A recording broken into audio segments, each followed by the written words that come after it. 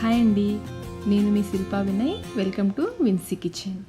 ఈరోజు మన రెసిపీ వచ్చేసి ప్రసాదం కట్టు పొంగలి. ఈ నవరాత్రుల్లో చేసిన మరొక ప్రసాదం అండి. ఇది అందరికీ కూడా చాలా నచ్చింది. ఈ కట్టు పొంగల్ని 2 రకాలుగా చేస్తుంటారు. ఒక రకం కట్టు పొంగల్ ఆల్రెడీ మన ఛానల్లో ఉందండి రెసిపీ. 13 లక్షల మంది చూశారు. చాలామంది ట్రై చేసి మంచి ఫీడ్బ్యాక్ కూడా ఇచ్చారు. అయితే ఆ కట్టు పొంగలి వేడివేడిగా తింటేనే బాగుంటుంది.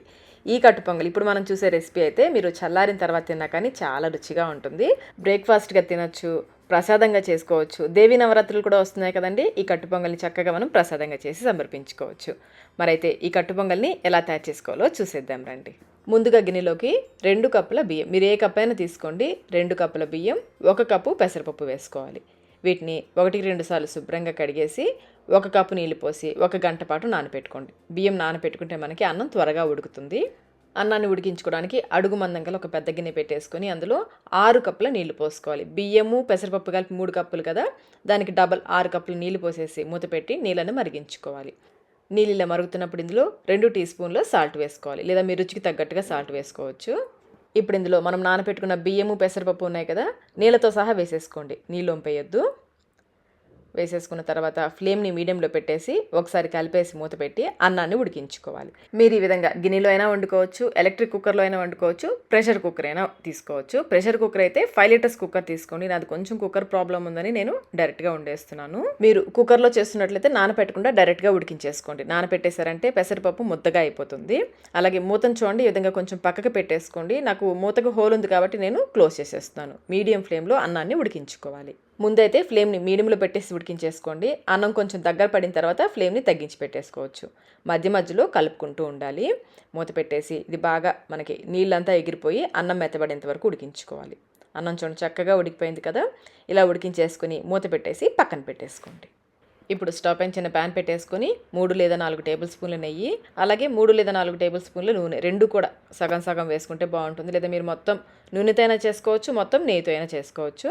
ముందు ఇందులో కొన్ని పల్లీలు వేసుకొని వేయించుకోవాలి. పల్లీలు సగం వరకు వేగిన తర్వాత 2 టేబుల్ స్పూన్ల పచ్చిశనగపప్పు, 2 టేబుల్ స్పూన్ల మినప్పప్పు, 1 టేబుల్ స్పూన్ ఆవాలు, 1 టేబుల్ స్పూన్ జీలకర్ర వేసుకోవాలి. నేను ఆవాలు కూడా వేసానండి 1 టేబుల్ స్పూన్, ఆ క్లిప్పింగ్ మిస్ అయింది.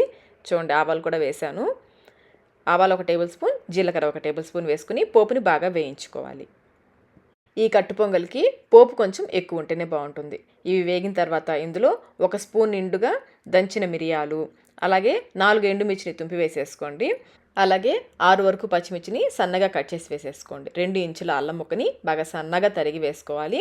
ఇంకా 5-6 రెమ్మల కరివేపాకు కూడా వేసేసుకుని బాగా వేయించుకోవాలి. ఇందులో నేను జీడిపప్పు వేయడం మర్చిపోయానండి, నేను చివరిలో వేస్తున్నాను. మీరు పల్లీలు పోపు వేగిన తర్వాత జీడిపప్పు వేసేసుకోవచ్చు. జీడిపప్పు కూడా వేసేసుకొని పచ్చిమిర్చి అల్లం బాగా పచ్చిదనం తగ్గేంత వరకు వేయించుకోవాలి.